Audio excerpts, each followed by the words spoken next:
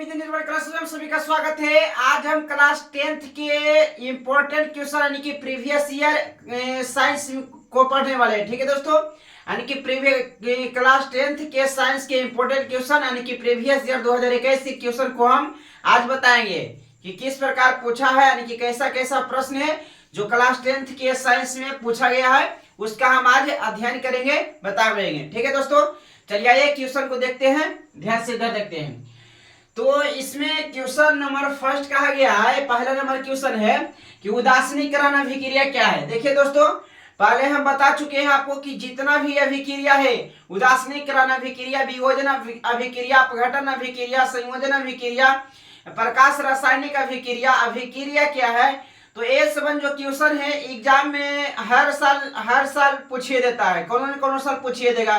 ठीक है दोस्तों, मतलब हर साल रिपीटेशन करता है। या तो आपको फर्स्ट सिटिंग में क्वेश्चन को पूछ दिया जाए या तो सेकंड सिटिंग में क्वेश्चन को पूछ दिया जाए, यानी कि पूछेगा ही। ठीक है दोस्तों, इसलिए आपको केमिस्ट्री में अभिक्रिया को क्लियर कर देना है कि कौन अभिक्रिया क्या है, जो क्लियर कर लेना है। ठीक है दोस्तों, चलिए आइए देखते हैं क्वेश्चन। तो क्वेश्चन यहाँ पर कहा है क्या कि उदासीनीकरण अभिक्रिया क्या है। जो क्वेश्चन है उदासीनीकरण अभिक्रिया है, जो 2021 में पूछा गया प्रश्न है, 2021 में पूछा गया प्रश्न है, उदासीनीकरण अभिक्रिया क्या है। चलिए जानते हैं क्या होता है जो। तो बता देते हैं कि वैसा रासायनिक अभिक्रिया, वैसा रासायनिक अभिक्रिया जिसमें कोई अम्ल, यानी कि जिसमें कोई अम्ल भस्म से अभिक्रिया करके, ध्यान से देखिए दोस्तों, वैसा रासायनिक अभिक्रिया जिसमें कोई अम्ल भस्म से अभिक्रिया करके लवण और जल का निर्माण करता है, उसे उदासीनीकरण अभिक्रिया कहा जाता है। ध्यान से सुनिए दोस्तों, फिर से एक बार बोल देते हैं कि वैसा रासायनिक अभिक्रिया जिसमें कोई अम्ल भस्म से अभिक्रिया करके लवण और जल का निर्माण करता है, उसे उदासीनीकरण अभिक्रिया कहा जाता है। समझ में नहीं आया है तो ध्यान से इधर देखिए, यहाँ पर क्या बोलना है। देखिए दोस्तों, यहाँ पर कोई अम्ल है, यहाँ पर ध्यान से देखिएगा कि यहाँ पर कोई अम्ल है तो अम्ल प्लस यानी कि भस्म यहाँ पर करना है। जब अम्ल प्लस भस्म करेगा तो ये कौची का निर्माण कर रहा है, तो लवण और जल का निर्माण करता है। तो यहाँ पर तीर निशान लिख देना है कि लवण प्लस जल, तो लवण प्लस जल लिख देना है। तो हो गया उदासीनीकरण अभिक्रिया। कैसे बोलना है कि वैसा रासायनिक अभिक्रिया जिसमें कोई अम्ल भस्म से अभिक्रिया करके लवण तथा जल का निर्माण करता है, उसी को उदासीनीकरण अभिक्रिया कहा जाता है। जैसे कि HCl है, एग्जांपल के लिए इसका एग्जांपल, यानी कि अभिक्रिया पूछेगा तो उसका एग्जांपल भी आपको दे देना है। जैसे यहाँ पर क्या कहा है कि HCl है जो अम्ल है, NaOH है जो भस्म है, यानी कि एग्जाम में सूत्र वाला भी पूछ लेता है क्वेश्चन कि HCl किसका फॉर्मूला होता है, हाइड्रोक्लोरिक अम्ल। तो HCl हो गया हाइड्रोक्लोरिक अम्ल, NaOH हो गया कास्टिक सोडा। ये दोनों हाइड्रोक्लोरिक अम्ल कास्टिक सोडा दोनों जब अभिक्रिया किया तो बनाया NaCl, मतलब नमक का निर्माण कर दिया और जल का निर्माण कर दिया। यानी कि नमक क्या है, NaCl क्या है दोस्तों, तो NaCl ये वाला हो गया लवण, लवण क्या हो गया दोस्तों, लवण। आई तो H2O तो जल हो गया। NaOH क्या है, तो ये वाला भस्म है, क्या है दोस्तों, तो ये वाला भस्म है। ये वाला HCl क्या है, तो HCl है, अम्ल है। ठीक है दोस्तों, चलिए देखते हैं। तो अम्ल भस्म से अभिक्रिया करके लवण और जल का निर्माण करता है, उसी को कहा जाता है उदासीनीकरण अभिक्रिया। ठीक है दोस्तों, चलिए क्वेश्चन नंबर दूसरा देखते हैं कि तन्यता क्या होता है। जो तन्यता क्या होता है, तो क्या कहता है कि धातुओं को पतले तार के रूप में, यानी कि कोई भी धातु होता है उसको पतला तार के रूप में, यानी कि पतले तार के रूप में खींचने की क्षमता को तन्यता कहा जाता है। ध्यान से सुनिए दोस्तों, क्या कहा है जो, यानी कि किसी धातु को पतले तार के रूप में, तन्यता क्या है, ध्यान से सुनिए, किसी धातु को पतले तार के रूप में खींचने की क्षमता को तन्यता कहा जाता है। क्लियर है दोस्तों, अब ध्यान से देखिए, यानी कि क्वेश्चन पूछता है कि सबसे ज्यादा तन्यता किसमें पाया जाता है, तो सबसे ज्यादा तन्यता होता है जो सोना पाया जाता है, जिसका संकेत Au होता है। ठीक है दोस्तों, यानी कि Ag होता है चांदी का, यानी कि सोना का संकेत भी एग्जाम में पूछ ले कि सोना का संकेत क्या होता है, तो सोना का संकेत Au होता है। ठीक है दोस्तों, चांदी का Ag होता है। तो ये सब आपको याद रखना है, यानी कि सोडियम का Na होता है, पोटेशियम का क्या होता है, ये वाला भी एग्जाम में क्वेश्चन पूछते रहता है ऑब्जेक्टिव में। ठीक है दोस्तों, यानी कि बार बार क्वेश्चन पूछे करेगा। बताइए तो 70 क्वेश्चन कहाँ से लाएगा वो, ये सब ने पूछेगा तो 70 क्वेश्चन कहाँ से लाएगा, 70 का ऑब्जेक्टिव जो पूछेगा, 70 नहीं 80 क्वेश्चन कहाँ से लाएगा, 80 में से आपको 40 बनाना है, तो ऑब्जेक्टिव में 80 क्वेश्चन रहता है साइंस में, वो कहां से लाएगा, ये सब नहीं डालेगा था। ध्यान से देखिए, तो यहाँ पर क्या कहा है कि सोना में सबसे ज्यादा तन्यता होता है, यानी कि सोना एवं चांदी में सबसे अधिक यानी कि तन्य धातुएं हैं। यानी कि कहेगा क्वेश्चन ऑब्जेक्टिव में पूछेगा, ये वाला क्वेश्चन यानी कि पूछ ले कि सबसे तन्यता किसमें ज्यादा पाया जाता है, तो सोना में, उसके बाद किसमें पाया जाता है, तो चांदी में पाया जाता है। ठीक है दोस्तों, तो एक कितना तन्यता पाया जाता है, तो यहाँ पर क्या कहा है कि 1 ग्राम यानी कि 1 ग्राम सोना से लगभग 2 किलोमीटर लंबा तार खींचा जा सकता है। मतलब कहने का मतलब क्या हुआ कि एकदम 1 ग्राम कितना होगा, जो आप अंदाज लगाइए कि 1 ग्राम सोना से लगभग 2 किलोमीटर लंबा तार खींचा जा सकता है। 2 किलोमीटर, ये अंदाज लगाइए, आप सोचिए 2 किलोमीटर कितना होता है। जो 1 ग्राम सोना से लगभग 2 किलोमीटर लंबा तार खींचा जा सकता है, इसलिए सोना तन्यता ज्यादा है। एक क्वेश्चन यहां से आप पूछेगा दोस्तों, ध्यान से देखिए, कहेगा कि वह कौन सा धातु है जो केवल अम्लीय राज्य में घुलता है। वह कौन सा धातु होता है जो केवल अम्लीय राज्य में घुलता है, यानी कि अम्लीय राज्य मतलब एक्वारेजिया।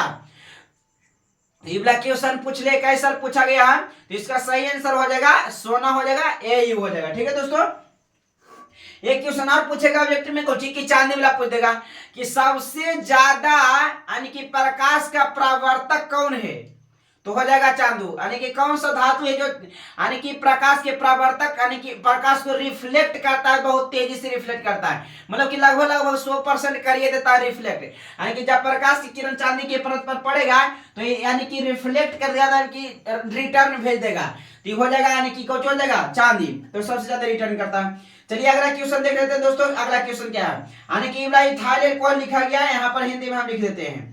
ये वाला हो गया इथाइल, आई वाला हो गया एल्कोहल। तो इथाइल अल्कोहल का संरचना सूत्र पूछा। ठीक है दोस्तों, तो इथाइल अल्कोहल का संरचना सूत्र क्या होता है, तो सबसे पहले संरचना सूत्र जानने के लिए कि इथाइल अल्कोहल का संरचना सूत्र क्या होता है, तो सबसे पहले आपको फॉर्मूला याद रहना चाहिए। अगर जो आपको फॉर्मूला नहीं याद है तो जाके पिछला वीडियो देख लीजिएगा, फॉर्मूला बताया है। ठीक है दोस्तों, पहले लिस्ट में जाकर देख लीजिएगा। तो यहाँ पर कहा है इथाइल अल्कोहल का यानी कि संरचना सूत्र क्या होता है, तो सबसे पहले इथाइल अल्कोहल का सूत्र क्या होता है दोस्तों, तो C2H5OH होता है, SH मत कर दीजिएगा, C2H5SH कहिएगा, तो ये वाला हो जाएगा इथाइल मरकैप्टन का सूत्र हो जाएगा, जो कि एलपीजी गैस में भरा जाता है। ठीक है दोस्तों, यानी कि इथाइल मरकैप्टन गैस होता है जो एलपीजी में गंध के रूप में मिलाया जाता है। यानी कि यहाँ से वो क्वेश्चन पूछेगा कि एलपीजी का प्रमुख अवयव क्या होता है, प्रमुख अवयव मतलब क्या होता है, मुख्य अवयव मतलब क्या होता है, जो सबसे ज्यादा मात्रा में पाया जाता है।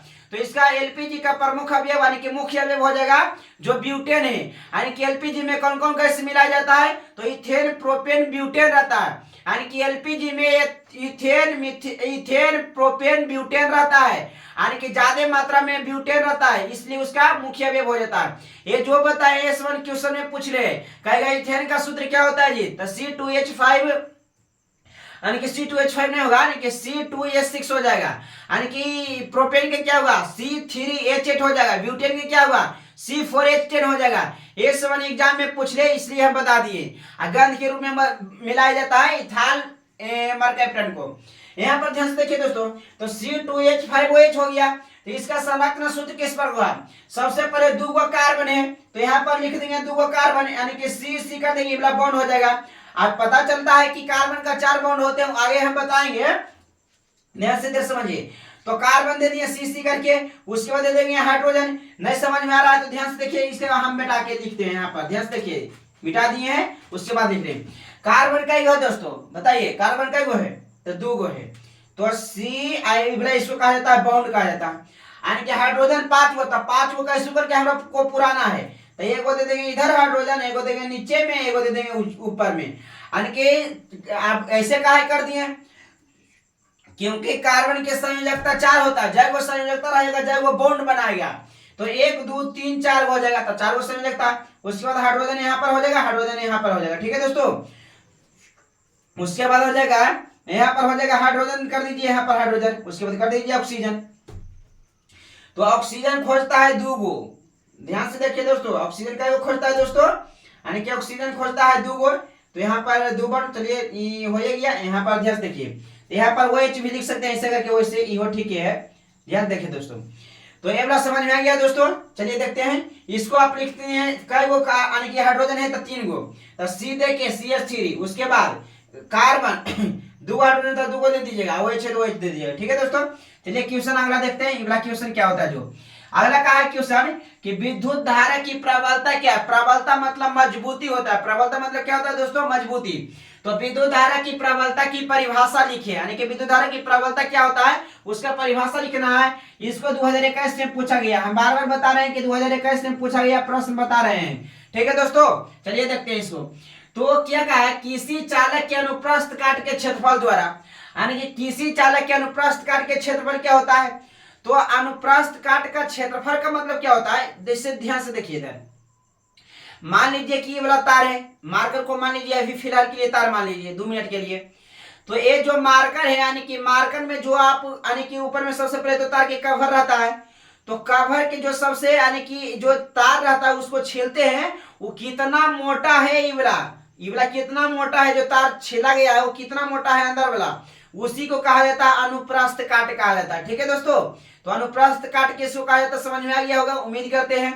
ध्यान से इधर देखिए, तो क्या कहा है, किसी चालक के अनुप्रस्थ काट के द्वारा, किसी चालक के अनुप्रस्थ काट के द्वारा, किसी चालक के अनुप्रस्थ काट के क्षेत्रफल द्वारा, यानी कि किसी चालक के अनुप्रस्थ काट के द्वारा प्रति एकांक समय में, यानी कि प्रति एकांक समय का मतलब हुआ कि एक इकाई मतलब एकांक मतलब एक होता है, समय मतलब प्रति एकांक समय में, यानी कि प्रवाहित विद्युत धारा के मान को विद्युत धारा की प्रबलता कहा जाता है। मतलब कि 1 सेकेंड में, यानी कि 1 सेकेंड में, यानी कि जितना धारा प्रवाहित होता है उसी को क्या कहा है, प्रति एकांक समय में, यानी कि 1 सेकेंड में भी, यानी कि किसी चालक के अनुप्रस्थ काट के द्वारा एकांक समय में, मतलब 1 सेकेंड में एकांक समय में प्रवाहित विद्युत धारा के मान को ही विद्युत धारा की प्रबलता कहा जाता है। देखिए दोस्तों, हम जल्दी जल्दी इसलिए बता देते हैं ताकि यानी कि वीडियो लंबा नहीं हो सके, और समय भी कम बच रहा है, इसलिए हम अच्छी तरह से समझा नहीं पा रहे हैं। ये ध्यान से देखिए दोस्तों, बाकी आप इसका नोट्स बनाते जाइएगा ताकि आपको आगे काम दे। ठीक है दोस्तों। ध्यान से देखिए, इधर क्वेश्चन लड़ जाएगा, 100% लगेगा क्वेश्चन। ठीक है दोस्तों, क्वेश्चन लड़ जाएगा 10 में। तो ये अगला क्वेश्चन देखते हैं कि लोहे यानी कि लोहे की वस्तुओं को जस्तीकरण क्यों किया जाता है। तो लोहे की जो वस्तु रहता है उसको जस्तीकरण कर दिया जाता है। जैसे आप घंटी देखते होंगे, घंटी पर लेप चढ़ाया जाता है, जस्ता का लेप चढ़ाया जाता होगा, यानी कि घंटे पर देखते होंगे, यानी कि साइकिल के हैंडल पर भी जस्ता का लेप चढ़ाया जाता है। तो जस्ता का लेप क्यों चढ़ाया जाता है, यानी कि जस्तीकरण क्यों किया जाता है, तो लोहे की वस्तुओं का जस्तीकरण क्यों किया जाता है। अब ध्यान से इधर समझना है क्या क्यों किया जाता है, जो 2021 में पूछा गया है। देखिए दोस्तों, यानी कि सबसे पहले तो आधार दूं तो क्वेश्चन में से बोल देगा। देखिए दोस्तों, अगर जो आपको 2 नंबर में पूछेगा क्वेश्चन, 2 नंबर में आपको क्वेश्चन पूछेगा तो उसको क्या करना है, तो सबसे पहले 2 नंबर में पूछेगा तो 4 लाइन में लिख देना है आंसर। 2 नंबर वाला पूछेगा क्वेश्चन तो कम से कम आप 4 लाइन में आंसर लिख सकते हैं, और एग्जाम्पल भी दे दीजिएगा अपने से। ठीक है दोस्तों। चलिए देखते हैं, तो लोहे आधार दूं तो क्वेश्चन में से कर दीजिएगा 1 लाइन में, 2 लाइन में हटा दीजिए। ध्यान से देखिए, तो यहां पर कहेगा कि लोहे की वस्तुओं को जस्तीकरण इसलिए किया जाता है, बस लोहे की वस्तुओं को जस्तीकरण इसलिए किया जाता है, लोहे की वस्तुओं का जस्तीकरण इसलिए किया जाता है क्योंकि लोहे की अपेक्षा, लोहा की अपेक्षा जस्ता ज्यादा क्रियाशील होता है। ध्यान से इधर समझिए दोस्तों, यानी कि जो लोहा की अपेक्षा होता है वो जस्ता ज्यादा क्रियाशील होता है। ठीक है दोस्तों, यानी कि क्रियाशीलता श्रेणी आपको तो याद होगा, केमिस्ट्री पढ़े होंगे तो क्रियाशीलता श्रेणी आपको तो याद ही होगा। ध्यान देखिए, तो जस्ता ज्यादा क्रियाशील होता है, लोहा कम क्रियाशील होता है, अर्थात वायु का प्रभाव जस्ता पर ही पड़ता है, लोहा पर नहीं। यानी कि जब जैसे कि मान लीजिए कि लोहा है, हम ऊपर में जिंक का लेप चढ़ाए, जिंक मतलब जस्ता होता है, उसी का संकेत होता है, जिंक मतलब Zn होता है। यानी कि परीक्षा में पूछ ले कि जिंक का संकेत क्या होता है, तो Zn होता है। यानी कि मान लीजिए कि लोहा है, लोहा पर यानी कि जस्तीकरण किया गया, मतलब जस्ता का लेप चढ़ाया गया। तो क्या कारण है कि इस पर लोहा का यानी कि जस्तीकरण किया जाता है, तो कारण बताना है कि जो जिंक रहता है वो लोहा के अपेक्षा ज्यादा क्रियाशील होता है, लोहा कम क्रियाशील होता है। तो हम जब जस्तीकरण कर देंगे, लोहा को जस्तीकरण जब हम कर देंगे तो जो हवा व पानी उनी पड़ेगा वो जिंक में ऊपर में पड़ेगा, तो जिंक पर पड़ेगा, तो हवा का प्रभाव, पानी का प्रभाव यानी कि जिंक पर पड़ेगा, तो लोहा पर तो पड़ेगा नहीं। तो लोहा पर नहीं पड़ेगा तो लोहा नहीं जगेगा, जिंक पर लगेगा तो जिंक भी अच्छी हो जाएगा। ध्यान से देखिए इधर, तो क्या कहा है, यानी कि अर्थात वायु का प्रभाव जस्ता पर ही पड़ता है, लोहा पर नहीं पड़ता। अतः जस्तीकरण कर देने पर उसका संचालन रुक जाता है। मतलब जब जस्तीकरण लोहा का कर दिया जाता है तो उसका संचालन रुक जाता है। संचालन मतलब क्या होता है, यानी कि संचालन मतलब एक तरह से समझिए कि जंग नहीं लगता है, सीधा सीधी बात, जंग नहीं लगता है। ठीक है दोस्तों, चलिए देखते हैं, इधर ध्यान लगा के।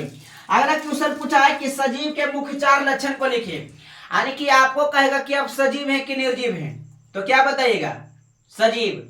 तो आप सजीव कैसे हैं, 4 गो कारण बताइए तो क्या आप सजीव हैं, 4 गो कारण बताइए कि आप सजीव हैं, कैसे सजीव हैं, बताइए बताइए। चलिए ध्यान से देखिए इधर, तो यहां पर हो जाएगा सजीव के मुख्य 4 लक्षण। तो एग्जाम में ये वाला पूछ रहे 2021 में, तो लिखना कैसे है, तो सबसे पहले लिख देना सजीव के मुख्य 4 लक्षण निम्नलिखित है। ठीक है दोस्तों, आपको निम्नलिखित करवाइए देना है। हम यहाँ पर हम भी कर दिए, कह लगी कि आप सोचते होंगे कोच कि जो करवे नहीं किया तो हम क्या करेंगे। ध्यान देखिए, तो हम कर दिए हैं, आप भी कर दीजिएगा, एग्जाम में जाइएगा तो ध्यान देखिए। तो यानी कि पॉइंट नंबर फर्स्ट क्या होता है, यानी कि सजीव आप कैसे, यानी कि सजीव का लक्षण क्या होता है। तो पहला पॉइंट कहा गया सजीव पोषण करते हैं। पोषण मतलब क्या होता है, भोजन, यानी कि कार्बोहाइड्रेट, प्रोटीन, वसा, यानी कि इस सब जो लेते हैं, यानी कि जिससे दाल होता है, भात होता है, चोखा होता है, चटनी होता है, अचार होता है, पापड़ होता है, ये सब खाते हुए, तो इसमें क्या हुआ, वह हो गया पोषण। यानी कि पोषण, जब पोषण मतलब जो करते हैं तो क्या सजीव पोषण करते हैं, यानी कि जब पोषण सजीव करते हैं तो पोषक तत्व को ग्रहण करते हैं। पोषक तत्व क्या क्या होता है जो भी बताएं, कार्बोहाइड्रेट, प्रोटीन, वसा, खनिज लवण, विटामिन, इसमें क्या रुक्षांश, इसमें क्या हुआ दोस्तों, पोषक तत्व हुआ। ठीक है दोस्तों, अब यहाँ पर ध्यान समझते हैं कि यहाँ पर एगो क्वेश्चन पूछेगा कि कार्बोहाइड्रेट का फॉर्मूला क्या होता है, चाहे ग्लूकोज का, कार्बोहाइड्रेट का है चाहे ग्लूकोज का है, फॉर्मूला दोनों का एक क्या होता है, C6H12O6। अगर जो आप फॉर्मूला आपको नहीं याद है तो केमिस्ट्री वाला फॉर्मूला हर साल पूछिए देता है 3-4 गो। ठीक है दोस्तों, 3-4 कम से कम तो 3-4 गो रहबे करेगा, इसलिए आप याद कर लीजिएगा। तो क्या कहा कि भोजन स्वयं बनाते हैं, यानी कि सजीव होता है जो भोजन स्वयं बनाते हैं। ठीक है दोस्तों, आगे देखते हैं, जिसे हो गया पौधा हो गया। यानी कि पॉइंट नंबर दूसरा क्या है कि सजीवों में श्वसन की प्रक्रिया होती है, यानी कि जो सजीव होता है वह श्वसन की क्रिया करता है। ठीक है दोस्तों, तो दूसरा पॉइंट भी क्लियर हो गया, सजीव श्वसन करता है। तीसरा पॉइंट क्या है, सजीव वृद्धि करते हैं। वृद्धि मतलब क्या हुआ, यानी कि जिससे आप जिससे वृद्धि का मतलब क्या होता है जो हम बता रहे हैं, जैसे कि पहले होंगे 6 क्लास में, यानी कि पहले पुत्र होंगे, उसके बाद आगे बढ़ेंगे, उसके बाद और आगे, उसके बाद और आगे। तो मान लीजिए कि पहले 6 क्लास में, अब 10 में आ गए, 10 से 12 में जाएंगे, 12 से जाएंगे IAS यानी कि ग्रेजुएशन में जाएगा, तो ई वाला हो गया वृद्धि हो गया। तो मनुष्य में वृद्धि कैसे होगा, यानी कि पहले आप इतना थे, इतना बचा थे, तब इतना को थे, उसके बाद इतना हुआ, उसके बाद इतना हुआ, तो ये सब वृद्धि, यानी कि लंबाई जो बढ़ा है उसी को वृद्धि कहा जाता है। ठीक है दोस्तों, तो वृद्धि मतलब समझ हम उम्मीद करते हैं कि सजीवों में श्वसन क्रिया होती है, तो समझिए सजीव वृद्धि करते हैं। तो सजीव वृद्धि करते हैं मतलब कि लंबाई, चौड़ाई, ऊंचाई, मोटाई सब चीज में वृद्धि करता है। यानी कि सजीव प्रजनन करते हैं। सजीव मतलब प्रजनन क्या होता है, प्रजनन मतलब क्या होता है, यानी कि एक गो से दो गो, यानी कि बच्चा पैदा करना को प्रजनन कहा जाता है, यानी कि उत्पन्न करना, यानी कि संतान उत्पन्न करना को प्रजनन कहा जाता है। ठीक है दोस्तों, चलिए अगला पॉइंट क्लियर करते हैं। तो सजीव प्रजनन करते हैं, वहां तो डाउट कोई नहीं होगा। सजीव मतलब प्रजनन करते हैं, मतलब बच्चा पैदा करता है, मतलब कि 1 से 2 होता है, 2 से 4 होता है, हम दे हमारे दो। यहाँ पर ध्यान समझना है, पॉइंट क्या होता है जो कि सजीव, यानी कि सजीवों में उत्सर्जन क्रिया होता है। अब उत्सर्जन क्या होता है, उत्सर्जन मतलब जैसे थोक फेंकते होंगे, ईश्वन उस्वन हो गया, कुछ उत्सर्जन, खाएंगे तो निकालेंगे जरूर, ये ईश्वन हो गया, क्या हो गया दोस्तों, उत्सर्जन हो गया। तो 5 पॉइंट हम बता दिए हैं, आपको याद रखना है 4 पॉइंट। ये वाला भी क्वेश्चन पूछ रहे, यानी कि संयोजन या संश्लेषण अभिक्रिया क्या है, जो 2021 में पूछा गया, इसको भी बता देते हैं, सुन लीजिएगा। अब बताए कि इसका आंसर नहीं लिखे हैं, तो इसका आंसर हम पहले वीडियो में बता दिए थे दोस्तों। ठीक है दोस्तों, इसलिए यहाँ पर हम ऐसे बता देते हैं कि संयोजन अभिक्रिया, संयोजन या संश्लेषण अभिक्रिया क्या है, तो सुन लीजिए ध्यान लगा के कि वैसा रासायनिक अभिक्रिया, वैसा रासायनिक अभिक्रिया जिसमें दो यौगिक परस्पर संयोग करके एक अलग भिन्न गुण वाले नए पदार्थ का निर्माण करता है, उसे संयोजन अभिक्रिया कहा जाता है। ठीक है दोस्तों, तो आज भर के लिए इतना ही रहने देते हैं दोस्तों। उम्मीद करते हैं कि आप लोगों को समझ में अच्छी तरह से आया होगा। ठीक है दोस्तों, तो आज भर के लिए इतना रहने देते हैं, बाकी विशेष के लिए कल। ठीक है दोस्तों, थैंक यू एवरीवन।